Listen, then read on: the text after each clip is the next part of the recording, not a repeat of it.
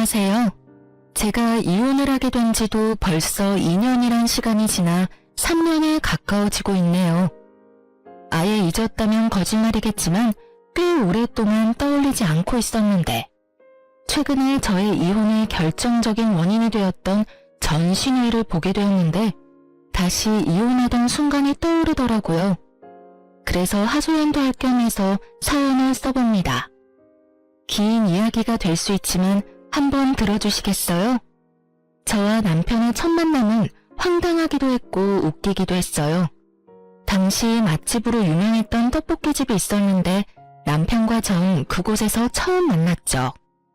남편은 남편의 친구와 전 제 친구와 떡볶이집에 방문했고 친구와 단 한마디의 대화도 없이 떡볶이를 먹는 저에게 남편이 다가오더라고요. 다짜고짜 첫눈에 반했다며 전화번호를 달라고 휴대전화를 내미는데 얼마나 당황스러웠는지 몰라요. 제 입가에 떡볶이 국물이 묻은 것이 다 느껴지는데 그런 모습을 보고도 첫눈에 반했다니 이 남자도 정상적인 사람은 아니구나 싶더군요. 그러면서도 그 비정상적인 남편의 모습이 꽤 좋더라고요. 나의 추한 모습을 보고도 첫눈에 반했다는 남자. 부담스럽게 느껴지기보단 매력적으로 느껴지더라고요. 그래서 전 입을 가린 채 전화번호를 찍어주었고 연락을 주고받게 되었어요.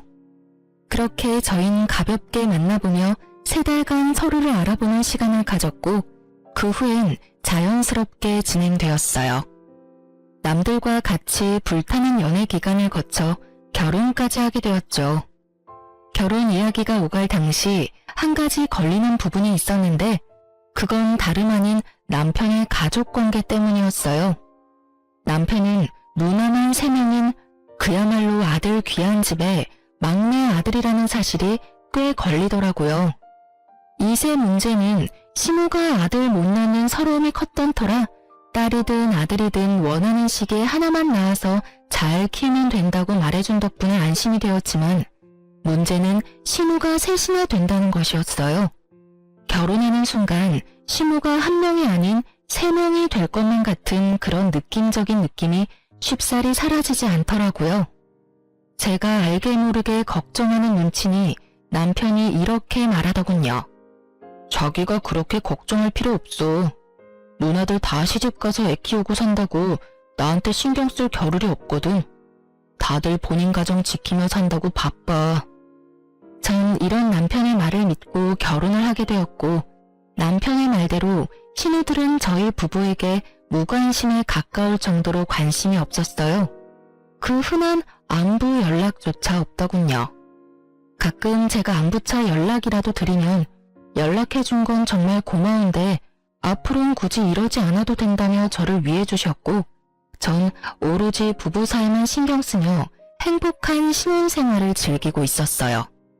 그렇게 행복한 4년이 지나고 잘 사는 줄만 알았던 둘째 신우이가 남편의 외도로 인해 갑작스럽게 이혼하게 되었고 새로운 둥지를 시댁에 틀게 되며 저희의 다툼은 시작되었어요. 이혼하고 돌아온 둘째 신우이는 전혀 다른 인격의 사람이 되어 있었고 그 예민함은 말로 할 수 없는 정도였죠. 가끔 시댁에 가는 날이면 저를 향한 안 입고 온 시선과 함께 어떻게 해서든 트집을 잡고 싶어 안달이 난 사람처럼 꼬투리를 잡기 시작하는데 정말 미칠 지경이었어요. 한날은 남편이 퇴근이 늦어져 예상했던 시간보다 시댁에 늦게 도착하게 되었고 엄연히 제 탓도 아닌데 저를 나무라기 시작하더라고요. 왜 이렇게 늦어? 집안에 제일 어린 것들 때문에 도대체 몇 명이나 밥도 못 먹고 기다리는 거야? 아, 죄송해요. 많이 시장하시죠? 이 사람이 생각보다 퇴근이 늦어지는 바람에 조금 늦었네요. 그걸 변명이라고 해? 그러면 올케라도 먼저 와서 어른들 식사 준비를 했어야지. 이게 뭐야? 올케가 늦는 바람에 내가 식사 준비 다 했잖아. 혹시 올케 일부러 늦은 거 아니야? 일하기 싫어서? 아니에요, 형님. 이 사람한테 물어보세요. 정말 이 사람이 금방 마친다고 해서 기다렸는데 생각보다 지체되는 바람에 늦은 거예요. 전 억울함을 토해내며 남편을 향해 얼른 돕지 않고 모아내는 눈빛을 보냈고 이런 제 마음을 알아챈 남편이 제 말에 동의를 하며 제 편을 들어주더라고요. 비록 그 동맹은 길지 않았지만요. 아니야 누나, 나영이는 진짜 나 퇴근하기 전부터 회사 앞에 와서 기다렸는데 내가 갑자기 일이 생겨서 늦었어. 갑자기 생긴 일이라 나영이한테 연락해줄 틈도 없었고 그래서 나영이는 그저 기다릴 수밖에 없는 상황이었어. 어머 얘 봐라. 너 꼴에 지금 네 와이프 편을 드는 거니? 이혼한 누나 앞에서 참 잘하는 짓이다. 아니 누나 그게 아니라 나는 그냥 누나가 오해하고 있길래 우리 상황은 그랬다고 설명해주는 거야. 그래? 그러면 알겠어. 자칫하면 나 서운할 뻔했잖아. 그건 그렇고 다음부턴 아예 따로 와. 그럼 늦을 일도 없을 거 아니야. 형님, 저 회사에서 여기까지 오려면 버스 2번이나 갈아타야 해요. 그게 왜? 내가 갈아타는 것도 아닌데 내가 그것까지 신경 써야 해? 순간적으로 전 제 귀를 의심했습니다. 이 무슨 이기적인데 짝수까지 없는 말인가요? 이럴 때야말로 남편이 나서 한 소리를 해줘야 하는 타이밍인데 남편 놈은 누나에게 핀잔 한 번 얻어먹었다고 저와 눈도 마주치지 않으며 온몸으로 이 상황을 회피하고 있더군요. 아니 형님, 무슨 말을 그렇게 섭섭하게 하세요? 내 말이 뭐? 내 말이 틀렸어? 형님 말대로라면 형님이 음식을 하든 말든 제가 하는 것도 아닌데 남편 차 타면 편하게 올 수 있는 시댁을 왜 제가 버스를 2번씩이나 갈아타면서 일찍 와야 해요? 그렇지 않나요? 뭐야? 그야 당연히 올케가 며느리니까 일찍 와서 어른들 식사 준비해야 할 거 아니야. 그렇게 치면 며느리보다 자식이 자기 부모님 먹을 음식 준비해야 하는 게 더 당연한 거 아닌가요? 효도를 해도 며느리보다 자식이 더 해야죠. 뼈를 깎아가며 키우는 건 며느리가 아니라 자식이잖아요. 시누이는 논리에서 밀린다 싶으니 막무가내로 소리를 지르며 밀어붙이기 시작했고 저 역시 그간 쌓인 게 많았던 터라 물러서지 않고 맞섰어요. 야, 너 말 다 했어? 어디서 말대꾸야 말대꾸가? 야라니, 아무리 감정이 많이 상한 상태라고 해도 말은 좀 가려가면서 하시죠? 왜? 야라고 하면 안 돼? 너 나보다 나이도 어리잖아. 말이 아다르고 어다른 건데 굳이 반말하면서까지 제 기분 상하게 말할 필요는 없다는 말을 한 거예요. 지금 나 가르쳐? 네가 뭔데 나한테 이래라 저래라야? 형님이 다른 사람한텐 그런 식으로 말한다면 저도 상관하지 않죠. 저 하나 먹고 살기도 바빠 죽겠는데 미쳤다고 제가 상관하겠어요? 그런데 지금은 형님이 저한테 그런 말을 했고 제 기분이 나빴으니 충분히 말할 수 있는 상황이죠. 제가 당사자니까요. 한마디도 지지 않고 자신의 누나한테 말대답하는 제 꼴이 보기 싫은 것인지 남편은 버럭 화를 내며 시누이 편을 들더라고요. 당신 지금 누나한테 이게 무슨 말버릇이야? 당장 누나한테 사과하지 못해? 전 너무 황당해 코웃음만 나오더군요. 남편은 저에게 사과를 강요했고 전 그런 남편의 말을 무시한 채 시댁에서 머물 때 쓰는 저희 방으로 들어가 버렸습니다. 뒤이어 남편이 따라 들어오고 자신이 생각해도 너무했다 싶었는지 늘 하던 식상한 멘트를 날리기 시작하더라고요. 당신도 잘 알잖아. 내가 말은 그렇게 해도 당신 편이라는 걸. 요즘 누나가 상황이 그렇다 보니까 좀 많이 예민해. 당신도 알다시피 누나가 원래 그런 사람은 아니었잖아. 그러니까 당신이 조금만 이해해줘. 이 시기만 지나면 곧 괜찮아질 거야. 응? 남편의 말을 듣고 있자니 짜증이 확 솟구치더군요. 그런 게 어디 있어? 형님은 원래 그런 사람이 아닌 게 아니라 애초에 그런 사람이기에 지금 저렇게 행동하는 거야. 알겠어? 그리고 내가 처음부터 이랬어? 나도 처음엔 형님 잘 대해주려고 애썼어. 그런데 나만 애쓰면 뭐해? 상대방은 나랑 잘 지낼 생각조차 없어 보이는데. 내가 무슨 형님 봉이야? 형님 샌드백이야? 왜 애꿎은 나한테 화풀이를 하시냐 이 말이야. 전 그렇게 적나라하게 시누이에 대한 불만을 표했고 남편은 누나에 대한 험담 섞인 사실을 받아들이고 싶지 않았는지 기분 상한 티를 팍팍 내더라고요. 기분 상할 수도 있다고 생각했어요. 왜 그런 거 있잖아요. 내 가족 나는 욕해도 다른 사람이 욕하는 건 싫은 기분. 하지만 이젠 저도 가족 아닌가요? 남편이 시댁보다 더 보살펴야 할 가족은 이제 저잖아요. 시누이도 시누이지만 남편에 대한 실망감과 서운함이 더 커지더군요. 남편 역시 저에 대한 실망감이 컸는지 감정을 숨기지 않았고, 생각해보면 그때부터 남편은 저와 눈도 마주치지 않으며 거리를 두기 시작했던 것 같아요. 그러면서 제 편을 들지 않는 치졸한 방법으로 저에게 복수를 하기 시작하는데, 시댁에 갈 때는 늘 혼자인 기분이 들더군요. 거기에다 임신에 대해선 어떤 간섭도 하지 않겠다던 시모는 보란듯이 압박을 하기 시작하더군요.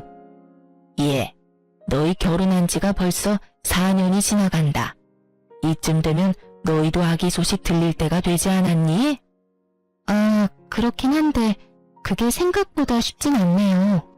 내가 웬만하면 이런 말까지 하지 않으려고 했는데 우리 둘째가 하는 말이 이렇게까지 자연 임신이 안 되면 문제가 있는 거라고 하던데 혹시 검사라도 해봤니? 시모가 말하는 둘째는 시누이가 확실했고 갑자기 왜 이런 말을 하나 싶었더니 시누이의 입김이 작용한 것이 분명해 보이더군요. 누구의 입김이 작용했든 늦어지는 것은 맞는 말이기에 참고 넘어가려고 했는데 시모는 임신이 되지 않는 것을 오로지 저의 탓으로만 돌리고 있더라고요. 아니요, 그렇지 않아도 남편이랑 이야기해봤는데 이번 달은 바빠서 안 되고 다음 달쯤에 같이 병원 가보기로 했어요. 뭐? 우리 아들이 병원을 왜 가니? 우리 아들은 문제없어 얘. 둘째 이야기 들어보니까 그런 건 여자 쪽에 문제가 있을 가능성이 높다고 하더라. 괜히 바쁜 애 괴롭히지 말고 가려거든 혼자 가. 알겠니? 참 할 말이 없더라고요. 시누이가 의사도 아니고 그런 쪽으론 책 한 장 본 적 없는 백수인데 그 말을 왜 그리도 신뢰하는 것인지 알 순 없었지만 입 대봤자 말만 길어질 것 같아 그냥 웃으며 저희가 알아서 한다고 해버리곤 자리를 피해버렸어요. 상황이 이렇게 되자 전 스트레스가 극에 달했고 시댁만 피할 수 있다면 북극이든 남극이든 어디든 도망가고 싶은 심정이었어요. 하지만 저의 이런 바람과는 달리 시누이들이 정한 가족 모임의 날은 다가왔고 전 하는 수 없이 시댁으로 향했어요. 원래 계획대로라면 외식을 하기로 했었지만 고등학생인 첫째, 셋째 형님의 자녀들이 시험 기간에 맞물리며 자식 뒷바라지를 해야 한다며 모임에 오지 못하게 되었고 일이 그렇게 되자 문제의 둘째 시누이가 그냥 집에서 밥이나 먹자고 해버린 것이었죠. 자신이 할 것도 아니면서 집에서 하자는 시누이도 미웠지만 생각지도 않고 알겠다고 답하는 남편놈이 더 미웠습니다. 그렇게 전 시댁에 도착했고 시누이는 저를 또 괴롭힐 요량으로 외출도 하지 않고 저를 기다리고 있더군요. 이미 그땐 시누이와의 사이가 틀어질 대로 틀어진 터라 간단한 인사만 하고선 주방으로 향했어요. 앞치마를 메고 요리를 시작하는데 잠이 쏟아지더군요. 그때 전 회사를 그만두고 아동복 가게를 창업하기 위해 밤낮 없이 이리저리 알아보고 다니느라 잠자는 1분의 시간도 아까웠던 시기였기에 그날 역시 잠이 너무 부족했어요. 그렇게 저도 모르게 하품이 나와버렸고 그 모습을 본 시누이가 마스크를 챙겨오더니 저에게 확 던지며 저를 쥐잡듯이 잡기 시작하더군요. 이거 끼고 해. 그렇게 입 벌리고 하다가 침이라도 흐르면 어쩔 거야? 올케는 왜 그렇게 조심성이 없어? 결혼한 지 4년 정도 됐으면 이 정도는 알아서 준비해야 하는 거 아니야? 아니 형님, 졸려서 하품한 건데 그것도 못하나요? 그리고 제가 하품하면서 침을 흘렸어요? 아니면 침을 뱉었어요? 심지어 천장 보면서 하품했어요, 저. 그게 그렇게나 잘못한 일인가요?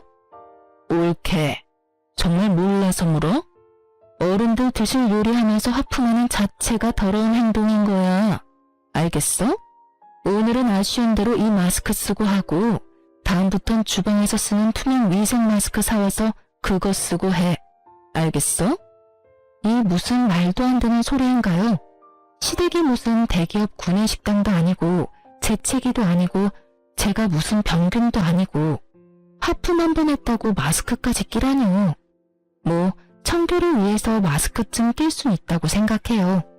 하지만 신우이의 말투와 표정에서 그저 제가 싫어 걸어오는 시비라는 것을 드러내고 있었고 이쯤 되니 전 참을 수가 없더라고요. 제 성격도 좋은 편이 아니었던 터라 이 정도면 할 만큼 했다는 생각이 들었고 계속 참고 살다간 모르긴 몰라도 정신병에 걸릴 것만 같았어요. 제가 하는 하품이나 행동이 그렇게 더럽고 고가우면 직접 와서 하세요. 전 이렇게 말하며 입고 있던 앞치마를 벗어 신우이에게 던져버렸고 하필 그 앞치마가 신우이의 얼굴에 정통으로 맞아버렸죠. 너 지금 나 때렸니? 의도한 건 아니었는데 어쩌다 보니 그렇게 됐네요. 뭐? 인연이 진짜? 극도의 흥분을 한 신우이는 한 걸음에 달려와 제 머리채를 잡았고 저 역시 그날은 물러서지 않겠다고 작정을 한 날이었기에 신우이의 머리채를 사정없이 잡고 흔들어 버렸어요. 그렇게 적군의 중심지에서 싸움을 해버린 저의 결과는 예상했다시피 외로움 그 자체였습니다. 시모는 간섭도 하기 싫다는 눈빛으로 혀끝을 차고 방으로 들어가 버렸고 남편이라는 놈은 일방적으로 저만을 제지하며 누나 편을 들기 시작했어요. 당신 진짜 미쳤어? 어떻게 신우의 머리채를 잡을 수가 있어? 당신이 제정신이야? 당신 누나한테 무릎 꿇고 빌지 못해? 당신이 왜 내가 당신 누나 머리채까지 잡았는지는 전혀 궁금하지가 않구나. 내가 오죽했으면 이렇게까지 할까 이런 생각은 안 해? 하긴 그런 생각조차 한 적이 없는 사람이니까 지금 이 순간에도 그딴 말도 안 되는 소리나 하고 있겠지. 뭐라고? 너 진짜 이딴 식으로 굴 거야? 마지막으로 기회를 줄게. 지금 당장 우리 누나한테 무릎 꿇고 빌어. 감정을 억누르며 말하는 남편놈을 보고 있는데 제 서러움은 폭발해버렸고 전 더는 시댁에서 있을 필요가 없다는 생각이 강하게 들더라고요. 그래서 전 남편에게 한마디 해주고선 제가 하던 음식을 다 버려버리고 시댁을 나와버렸습니다. 내가 한 음식은 형님이 더러워서 도저히 먹을 수가 없다네. 그러니까 이건 다 버릴게. 당신 식구들이 먹을 음식은 당신이 하든 그 잘난 당신 누나한테 다시 하라고 하든 알아서 하고 난 먼저 갈 테니까 밥을 먹고 오든 물을 먹고 오든 알아서 해. 그렇게 전 집으로 돌아와 버렸고 내심 남편을 기다리고 있는 제 모습을 발견했어요. 얼마나 한심하던지. 그런 꼴을 당하고도 남편을 기다리는 내 모습이라 생각보다 참 비참한 일이었어요. 기다리지 말아야지 하면서도 다시 기다리게 되고 그렇게 얼마나 시간이 흘렀을까요? 애증의 남편이 집으로 돌아왔고 저를 달래주기는커녕 무시하기 시작하더군요. 기대하는 바가 없어 실망할 것도 없다 싶었는데 서운한 마음이 드는 건 어쩔 수가 없더라고요. 생각해보면 전 그때까지도 남편을 사랑했던 것 같아요. 각방을 쓰면서도 이혼은 생각하지도 않고 있었으니까요. 이혼 고민은 아예 생각조차도 하지 않았다면 거짓말이겠지만 고민의 끝은 늘 그래도 참고 살아야지였어요. 그렇게 각방과 함께 무건수행하는 날들은 길어지고 있었고 화장실조차 따로 쓰고 있었어요. 남편은 거실, 저는 안방에 있는 화장실을 쓰고 있었죠. 그러던 어느 날 남편이 쓰던 화장실 변기가 고장이 났고 하는 수 없이 제 화장실을 함께 쓰게 되었어요. 남편은 평소 화장실에 휴대전화를 가지고 가 오랫동안 앉아있는 것이 버릇이었는데 그날 역시 화장실로 들어간 남편은 출근 시간이 촉박해지자 허겁지겁 준비하고선 급히 집에서 나가더군요. 남편이 나간 후 저 역시 씻기 위해 화장실로 들어갔고 선반 위엔 남편이 깜빡하고 두고 간 남편의 휴대전화가 덩그러니 올려져 있더라고요. 전 남편이 현재 쓰고 있는 방에다 가져다 둬야겠다고 생각했고 휴대전화를 들어 올리는 찰나 전화가 오더군요. 주대리.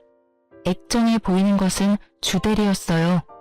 순간적으로 드는 생각이 출근한 남편이 휴대전화가 없음을 알고 주대리의 휴대폰을 빌려 전화했구나 싶었죠. 전 그렇게 아무런 의심도 없이 전화를 받았지만 생각했던 남편의 목소리가 아니었죠. 아니, 정확히 말하자면 상대방이 아무 말을 안 하더군요. 쎄한 마음이 들어 다시 한번 누구냐며 말을 꺼냈어요. 여보세요? 여보세요? 말씀하세요. 저 이 휴대전화 주인 아내 되는 사람인데요. 저희 남편이 휴대전화를 두고 갔는데 알고 전화하신 거 아니에요? 아, 아니에요. 전화를 잘못 건 것 같네요. 그렇게 전화가 끊겼는데 이상하더라고요. 당연히 남자일 줄 알았던 주대리가 여자인 것도 이상했지만 무엇보다 이상했던 것은 떡하니 남편 휴대전화엔 저장되어 있는 번호인데 잘못 걸었다며 끊어버리니까요. 물론 남편과 아는 사이이긴 하지만 남편에게 전화를 걸려는 것이 아니었을 수도 있겠죠. 하지만 저의 직감은 무언가 큰 것이 저를 기다리고 있다는 느낌이 강하게 들더군요. 전 남편의 휴대전화를 살펴보기로 했고 평소 남편이 비밀번호를 바꿀 때마다 탁상용 달력 뒤편에 메모한다는 사실을 알고 있던 전 쉽게 남편의 비밀번호를 알아내 판도라의 상자를 열게 되었던 거죠. 그곳엔 제가 미처 알지 못했고 상상하지도 못했던 사실들이 가득하더군요. 잠금을 풀어낸 저는 주대리와 주고받은 대화부터 찾았고 그건 어렵지 않더라고요. 대화가 상단에 고정된 상태였으니까요. 주대리의 정체는 여러분이 생각하시는 대로 회사 동료가 아닌 현재 남편과 만나고 있는 상간녀였어요. 더 충격적인 건 상간녀는 신우이의 소개로 알게 되었다는 것과 그 여자 역시 유부녀라는 사실이었죠. 아무리 제가 밉고 마음에 들지 않는다고 해도 동생에게 여자를 소개시켜주다뇨. 그것도 유부녀를요. 심지어 본인이 남편의 외도 때문에 이혼까지 해놓고선 어떻게 친동생에게 외도를 종용할 수가 있는 것인지 참 어이가 없더라고요. 누굴 탓하겠어요? 친구까지 소개해주며 바람을 종용하는 년이나 꼬신다고 외도나 저지르는 놈이나 용서할 수 없는 건 매 한 가지인걸요. 전 두 사람 다 절대로 용서할 마음이 없었고 저의 이런 굳은 심지를 더욱 굳건하게 만들어주는 메시지를 발견하게 되었어요. 그건 바로 신우이와 남편이 주고받은 메시지였는데 거기엔 신우이의 이런 말이 있더라고요.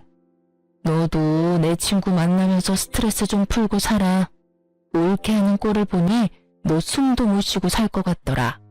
내가 우리 동생 숨 쉴 틈 만들어주는 거야. 알겠어? 이런 누나가 어디 있니? 내가 생각해도 난 정말 세상에 둘도 없는 누나야. 네, 세상에 둘도 없긴 하겠더라고요. 자신이 남의 인생을 망치고 있다는 사실을 전혀 알지 못하는 신우이는 스스로에게 아낌없는 찬사를 보내고 있더라고요. 전 그렇게 괜찮다는 여자의 얼굴이 궁금했고 사진첩도 살펴보게 되었죠. 사진은 없을 수도 있겠다 생각했는데 친절한 남편님이 상간녀의 폴더까지 따로 만들어 사진들을 모아놨더라고요. 거기엔 상간녀와 함께 찍은 사진들로 가득했고 상간녀의 독사진 중엔 가운을 입은 사진이 있었는데 그 사진을 통해 상간녀가 한의사라는 사실을 알게 되었어요. 유니폼에 적힌 상으로 검색을 해보니 운이 좋게도 그 한의원은 부부가 운영하는 한의원이더라고요. 얼마나 기쁘던지. 전 모든 증거를 사진으로 남겼고 이혼을 위한 준비를 시작했습니다. 일단 하루 날을 잡고 친정으로 가 모든 사실을 미리 부모님께 말씀드렸어요. 신우이가 이혼하게 된 후 어떤 일들이 있었고 저 역시 행동을 어떻게 했는지, 그래서 현재 상황은 어떠한지, 그렇기에 앞으로 어떻게 할지에 대해 부모님께서 최대한 충격을 받지 않으시게 설명을 해드렸고 엄마는 이런 말씀을 해주셨어요. 우리 딸 그동안 많이 힘들었겠네. 엄마랑 아빠는 상황이 어찌 되었든 간에 네 뜻을 존중해. 말이야 바른 말이라고 네 인생 네가 살지 우리가 살아주는 건 아니잖아. 그러니까 우린 신경 쓰지 말고 네 뜻대로 해. 네가 하고 싶은 대로 하면 엄마랑 아빠는 네 뒤에서 아낌없이 응원해줄게. 알겠지? 고마워 엄마. 그리고 아빠. 이혼을 결정하고 난 뒤 가장 걱정스러웠던 건 부모님의 반응이었는데 그것이 잘 해결되고 나니 거침이 없어지더라고요. 전 바로 다음날 한의원으로 찾아갔어요. 그날은 상간녀는 쉬고 그 남편만 진료를 보는 날이었고 전 저의 진료 순서가 마지막이 될 수 있게 마지막 진료 시간에 맞춰서 병원에 방문했습니다. 계획대로 전 마지막 환자로 진료실에 들어가게 되었고 드디어 상간녀의 남편을 마주할 수 있었어요. 상간녀의 남편은 친절하게 저의 상태를 물어왔고 전 외도 증거들을 내밀며 이렇게 말했어요. 어디가 불편하셔서 오셨을까요? 제가 요즘 이것들 때문에 화병이 날 것만 같아서 찾아왔어요. 한번 봐주시겠어요? 제가 내민 증거들을 살펴보던 상간녀의 남편은 굳은 표정으로 저에게 묻더라고요. 상황이 좋지는 않네요. 그렇죠? 거기다가 두 사람이 어떻게 만나게 된 줄 아세요? 신우이라는 인간이 자기 친구를 자기 남동생한테 소개해줬다고 하더라고요. 그러니 제가 억장이 무너지고도 남겠죠? 요즘 외도 중인 남편님만 생각하면 잠도 안 오고 계속 화만 나고 이러다 제명에는 못 살 것만 같아서 찾아오게 됐어요. 그래서 제가 어떻게 하면 될까요? 저를 좀 도와주셨으면 좋겠어요. 어떻게 도와드리면 될까요? 도와주실 건가요? 네, 얼마든지요. 살펴보니 돕는다는 표현보단 함께한다는 표현이 더 맞는 것 같긴 하지만요. 그러면 지금 바로 저랑 어디 좀 가실 수 있을까요? 전문용어로 현장 급습이라는 걸 해보려고요. 저의 제안에 상간녀의 남편은 말없이 고개를 끄덕이며 가운을 벗더라고요. 그렇게 저흰 남편과 상간녀가 있는 곳으로 향했어요. 모든 사실을 알게 된 날, 전 휴대전화에 위치 추적 앱을 하나 깔았었어요. 그리고는 혹시 모르는 상황을 대비해 앱 숨김 기능을 이용해 숨겨두었던 거죠. 상상도 못했겠죠. 제가 자신의 휴대전화를 봤다는 사실도, 몰래 앱을 깔아놨다는 사실도요.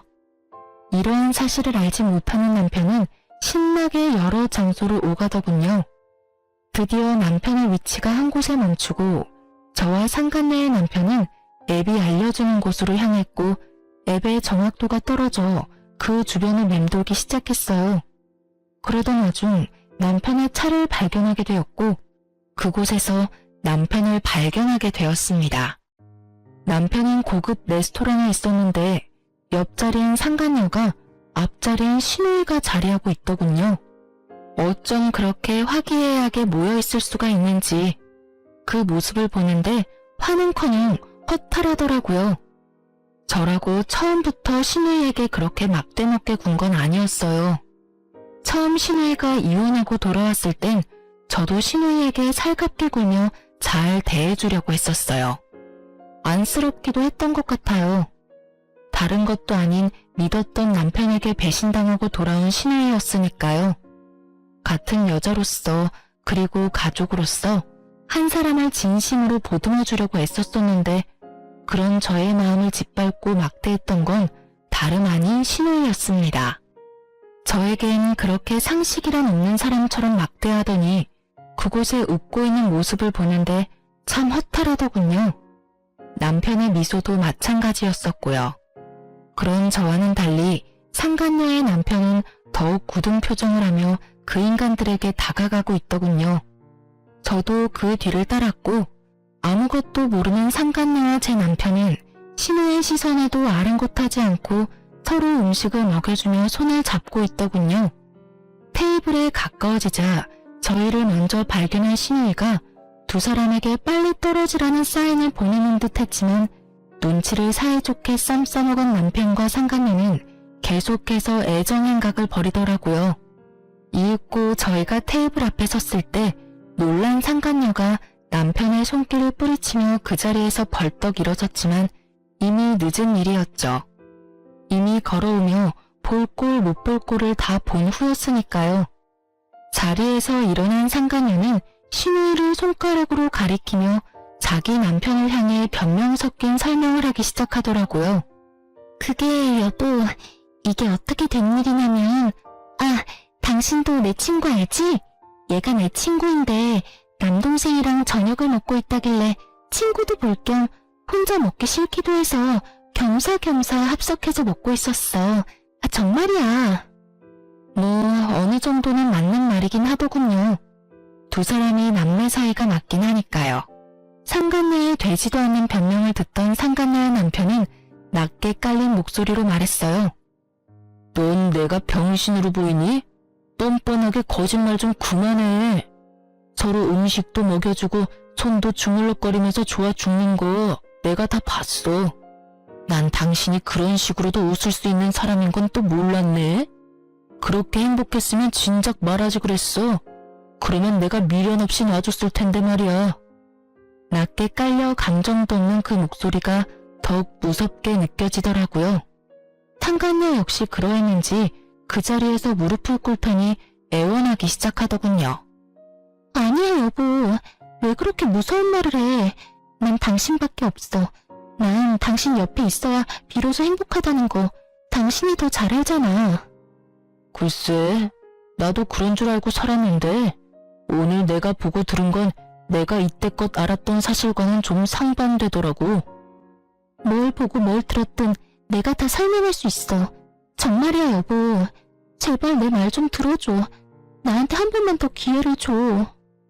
아니야. 대화할 필요도 없고 기회를 줄 생각도 없어. 그냥 그 남자랑 살아. 그게 나를 위한 일이니까. 깔끔하게 이혼하고 한의원에도 출근하지 마. 어차피 당신 환자라고 해봤자 얼마 되지도 않는데 쉬면 감 잃을까봐 굳이 진료 보라고 한 거였으니까 이왕 이렇게 된 김에 그 좋아 죽는 남자랑 사랑놀이나 하면서 푹 쉬어. 짐은 다 싸서 친정으로 보내줄 테니까 집에도 올 필요 없어. 그럼 가볼게. 상간녀의 남편은 하고 싶은 말은 다 한 듯 저에게 연락한다는 말을 남기고 자리를 떠버렸고 상간녀 역시 남편의 뒤를 따라 나가더라고요. 남편은 그제야 저에게 무릎을 꿇고 빌기 시작하더군요. 여보, 내가 잘못했어. 내가 미쳤었나 봐. 처음엔 그냥 친한 누나 동생으로 지냈는데 그게 어쩌다 보니 이렇게 됐어. 그게 정말 실수야. 남편이라고 무슨 할 말이 있겠어요? 그냥 분위기상 빌기는 해야겠고 변명이라는 것도 해야 하니 아무 말이나 짓거린다는 느낌밖에 들지 않더라고요. 그렇지 않아도 이 상황이 유쾌하지 않은데 더 유쾌하지 않은 말이 신우이의 입을 통해 나오기 시작하더라고요. 넌 무슨 큰 죄를 지었다고 무릎까지 꿇어? 네가 잘못한 게 뭐 있다고? 잘못은 너보다 올케한테 있지. 그렇지 않아 올케? 입으로 뱉는다고 다 말이 아닐 텐데 이것도 말이라고 짓거리는 신우이를 보고 있는데 참 기가 막히더군요. 계속 해보세요. 어디까지 헛소리 하나 드러나 보게요. 말이나 바른 말이라고. 그렇잖아. 올케가 내 동생 키를 얼마나 죽였어? 뻑하면 눈치 주고 잔소리하고. 그것뿐이야? 시댁하고 잘 지내보려는 노력도 하지 않고 말대꾸나 꼬박꼬박 하지를 않나? 신의 머리채를 잡지 않나? 올케가 그딴 식으로 구니까 얘가 바람을 안 피우고 배기겠어? 아, 그런가요? 그래. 그리고 이제 와서 하는 말인데 애초에 두 사람 어울리진 않았지. 우리 동생은 좋은 대학 졸업해서 대기업 다니고 있는데 지금 올케는 뭐 백수잖아. 남편 돈 받아서 편하게 사는 백수. 동생아, 이참에 그냥 이혼해. 일도 이렇게 됐고 너 어차피 올케하고 잘 살긴 글렀어. 깔끔하게 이혼하고 내 친구랑 연애나 하면서 살아. 한의사, 얼마나 좋아? 연애까지 하다가 결혼까지 하면 더할 나위 없이 좋고. 저도요, 좋은 대학에 좋은 회사 다녔어요. 비록 지금은 꿈을 위해 회사를 그만두고 창업을 알아보고 있긴 하지만 생활비도 빠지지 않고 내고 있고요. 물론 창업 준비도 제가 이제껏 모은 돈으로 하고 있어요. 그런데 제가 왜 시댁에 빌붙어 살면서 일도 하지 않고 생활비조차 내지 않는 신우이에게 이딴 말이나 들어야 하는지 모르겠더군요. 어디까지 하나 들어보려고 했는데 할 수 있는 헛소리는 다 들은 것 같고 참고 더 들어줄 수도 없었기에 저 역시 참았던 말을 쏟아내 주었어요. 정말 궁금해서 물어보는 건데 형님도 남편 기죽이고 눈치 주고 해서 형님 남편이 바람 피웠어요? 그래서 이혼까지 당했고요. 뭐야? 너 말 다 했어? 다 했겠냐? 아직 한참 남았으니까 할 말 있으면 그때 해. 이혼당하고 친정에 빌붙어서 살면 조용히나 살지 이게 무슨 짓일까? 아무리 생각해도 내가 이해가 안 돼서 그래. 동생이 바람 피운다고 해도 말려야 할 판국에 여자를 소개해줘? 바람 피우라고 부추겨? 참 대단하다 대단해. 야, 너 진짜 내가 가만 안 둬? 나는 뭐 널 가만두고 싶어서 가만히 있는 줄 알아? 그 입으로 나오는 한마디 한마디가 워낙 다 개차반이라 내가 대꾸할 가치를 못 느껴서 가만히 있었어. 그런데 하는 짓도 쓰레기이니 내가 널 어떻게 해야 할지 모르겠다니까? 야! 고함을 지르며 금방이라도 저에게 달려들려는 신우이에게 전 상간녀가 먹던 와인을 그대로 뿌려버렸습니다.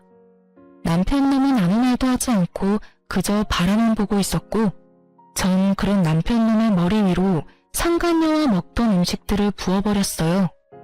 두 사람 다 제가 이 정도까지 할 거라 예상을 못했는지 어버버하며 와인과 음식을 닦아내기 바쁘더라고요. 쓰레기 같은 인간한테 딱 어울리는 꼴이다. 당신 이게 무슨 짓이야? 이 정도면 양호한 줄 알아. 오물을 확 부어버리고 싶은 걸 겨우 참았어. 너 아까 그 여자랑 아주 죽고 못 살더라? 한의사가 그렇게 좋았어? 사랑한다, 너밖에 없다고 난리를 부리더니 이제 와서 나한테 왜 무릎까지 꿇고 그래? 뭐? 실수? 넌 실수라는 단어의 뜻을 모르니? 그게... 내가 미안해. 내가 정신이 나갔었나 봐. 남편은 다 기어들어가는 목소리로 고개를 숙였고 신우이는 와인을 다 닦아냈는지 저를 죽일 듯이 노려보고 있더라고요. 그 한심한 두 인간과 계속 같은 장소에 있었다간 큰일을 낼 것만 같아서 중요한 한마디만 던져주고 그 자리를 벗어났어요. 그만하자 그만해. 우리 이혼해. 집은 한동안 내가 지낼 테니까 너는 네 누나랑 같이 가. 그렇게 전 집으로 돌아왔고 소식을 전해 들은 시모에게서 전화가 오더군요. 딸도 이혼하고 돌아왔는데 아들마저 이혼이라니. 시모 입장에선 이건 절대로 말려야 한다 싶었겠죠. 아가, 이게 무슨 일이니 도대체. 이혼이라니. 말 그대로예요. 저 어머님 아들이랑 이혼하려고요.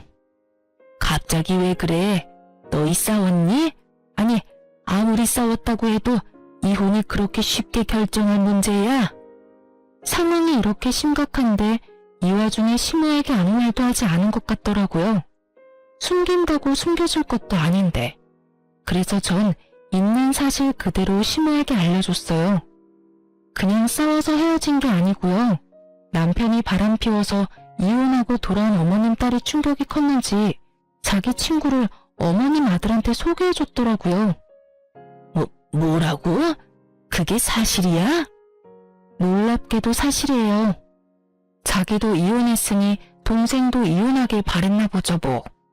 동생한테 여자나 붙여주는 누나나 조강지쳐 내팽개치고 바람이나 피우는 동생이나 둘 다 참 생각도 없고 어이도 없고 상식도 없던데요.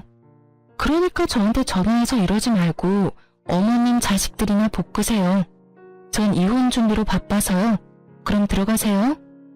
모든 사실을 안 시댁에서 내심 두 사람을 쫓아내주길 바랬는데 두 사람이 그 모양 그 꼴인 건 이유가 있지 않겠어요? 모든 사실을 분명 다 알았을 텐데 시부에게선 이렇게 문자가 왔더라고요. 이야기 다 들었다. 내 이야기를 들어보니 우리 애들 탓만 아닌 것 같더구나. 자고로 집안에서 여자가 남편 내조를 잘해야 하고 시댁과의 관계에서도 여자가 잘했어야지. 오죽했으면 우리 애들이 그런 짓까지 했겠어. 그러니 너도 남탓만 하지 말고 반성 좀 하고 조용하게 이혼했으면 좋겠구나. 웃음이 다 나더군요. 그러면서도 저딴 부모 밑에서 보고 자랐으니 정말 적골이지 싶더라고요. 전 변호사를 만나 이혼을 진행했고 이혼이란 게 생각보다 참 쉽더라고요. 시간이 걸리긴 했지만 쉽게 이혼하게 되었어요. 상간녀 때문인지 남편은 이혼 이야기를 꺼낸 저보다 이혼을 서둘렀고 제가 이혼 당시 원했던 공동명의 집도 신우이에게 청구했던 위자료도 비교적 깔끔하게 받고 끝날 수 있었어요. 상간녀 소송도 함께 진행했고 소송 역시 제가 원하는 방향으로 끝이 났어요. 전 남편은 저와 이혼만 하면 꽃길을 걸을 수 있다고 생각했는지 법원에서 만난 전 남편의 얼굴엔 웃음꽃이 피었더군요. 상간녀도 이혼할 것이 분명하고 한의사니 돈도 꽤 있을 거라 생각했을 테니까요. 그 아니란 생각이 얼마나 웃기던지 저 역시 웃음으로 맞대응해줬네요. 밝게 웃는 제 모습에 기분이 뒤틀린 전 남편은 괜한 시비를 걸어오더라고요. 고맙다. 이혼하자고 해줘서. 덕분에 난 한의사 남편 되게 생겼네. 너도 알지? 그 여자 한의사인 거. 너한테 생각보다 돈을 많이 뜯겨서 속이 좀 쓰리긴 한데 좋게 생각하기로 했어. 그까짓 돈 또 벌면 되지 뭐. 그러니까 앞으로는 각자 알아서 잘 살자고. 난 잘 살 건데 너는 어떨지 모르겠다. 어쨌든 무운을 빌도록 해볼게. 그게 진심에서 우러나온 마음은 아니겠지만 말이야. 그렇게 저와 이혼을 하게 된 전 남편의 앞날은 꽃잎도 보이지 않았고 그저 먹구름만 가득한 나날들이 이어졌어요. 제가 무사히 받을 거 다 받고 이혼했다는 소식을 전해들은 상간녀의 남편은 그 길로 전 남편의 회사로 찾아갔고 그곳에서 난동을 피웠다고 하더라고요. 그 얌전하고 차분해 보이는 사람이 난동이라니. 쉽게 상상되진 않았지만 제대로 난동을 피운 건 맞는 것 같더라고요. 그 덕에 전 남편의 회사에 유부녀의 외도로 이혼당한 사실이 알려져 진급도 물거품이 되고 권고사직 이야기도 오가고 있다고 하니 말이에요. 거기에다 전 남편이 믿고 있던 상간녀는 알고 보니 내세울 것은 한의사라는 것 하나뿐인 찢어지게 가난한 집 딸이라고 하더라고요. 그러거나 말거나 전 남편은 이혼하며 한몫 크게 떼나올 수 있을 거라고 큰 꿈에 젖어 있는 것 같은데 그건 그야말로 꿈과 같은 것이었죠. 가난한 집 딸은 시집을 갈 때 맨몸으로 시집을 가게 되었고 그런 상간녀를 너무 사랑한 상간녀의 남편이 집안의 반대에도 불구하고 결혼을 진행했다고 하더군요. 1년도 채 되지 않는 짧은 결혼 생활에 나눌 수 있는 재산은 없었고 상간녀가 누리고 있던 집, 차, 심지어 한의원까지 전부 남편의 명의였기에 상간녀는 그야말로 한의사라는 타이틀 하나만을 가지고 맨몸으로 이혼을 당했다고 하더라고요. 그나마 있던 돈도 저에게 위자료로 주었으니 알거지나 마찬가지였죠. 이제 남은 건 한의사라는 타이틀이었는데 그마저도 쓸모없게 돼버렸지 뭐예요? 그 업계에 상간녀의 전 남편이 이혼했다는 소식과 함께 상간녀가 얼마나 추악한 짓을 하고 돌아다녀 이혼당하게 되었는지까지 소문이 다 나버렸다고 하니까요. 아마 한동안 취업은 어려울 것이라고 하더군요. 남편도 상간녀도 가진 것이 없으니 개업은 더욱 힘든 일이겠죠? 전 준비하던 아동복 매장을 개업해서 잘 지내고 있어요. 운 좋게도 맘카페에 소문이 좋게 나서 매출이 꾸준하게 상승하고 있어요. 사연 처음에 말씀드렸다시피 전 신우이를 마주하게 된 것은 이 아동복 매장이었는데요. 글쎄 전 신우이가 아이 옷을 사러 왔더라고요. 제가 알기론 전 신우이의 아이는 아동복을 입을 나이가 아닐 뿐더러 자기 배 아파서 낳은 자식도 버리고 이혼한 여자가 애 옷을 살 리가 없을 텐데 이상했어요.